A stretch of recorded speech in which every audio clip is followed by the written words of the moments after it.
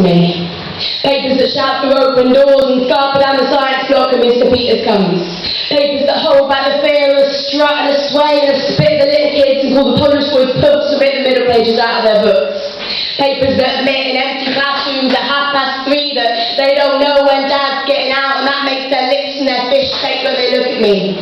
And she recounts these scared stories to feigned intrigue, like on her first day when she seemed friendly and I was pleased, having typed alone in an empty room since January.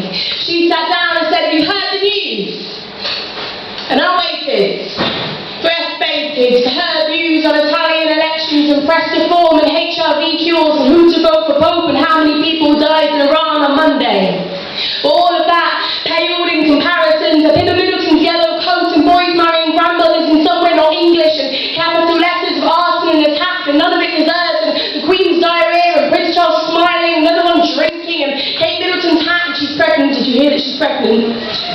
And in between these fleeting tastes of the world outside the books and the walls, she plays the lottery. She says it's her only toed it into accountancy as her husband who normally deals with the money, but her luck's coming up, she can feel it, that change on the breeze, but she'd never give it to charity though. I mean, who can you trust? You don't know what they do with it.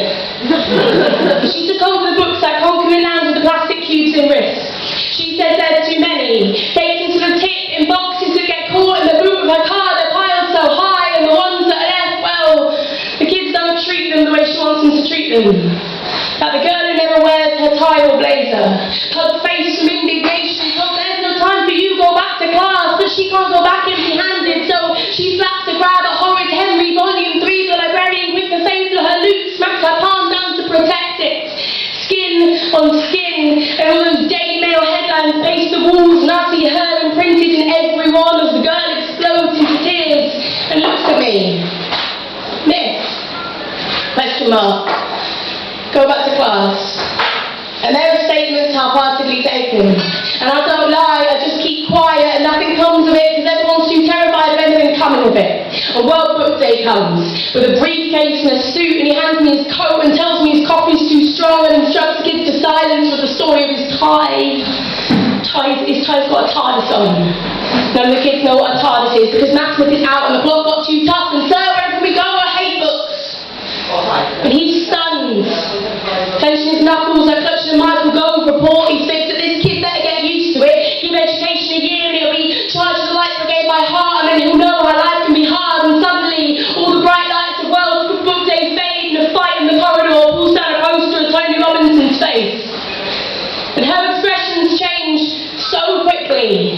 Like she's slagging off Sita in the office for chewing too loudly, chewing too often, chewing the wrong thing, and then Sita walks in and she grins.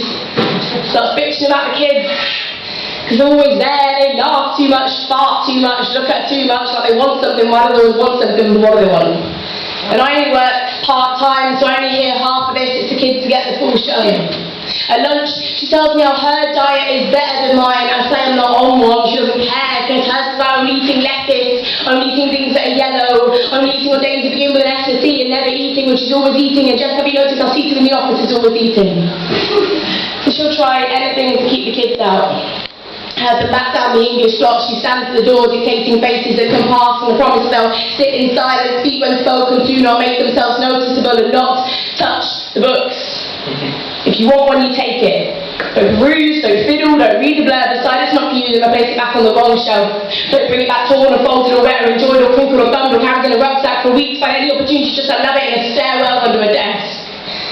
And if they do, they get a letter home, a ransom note.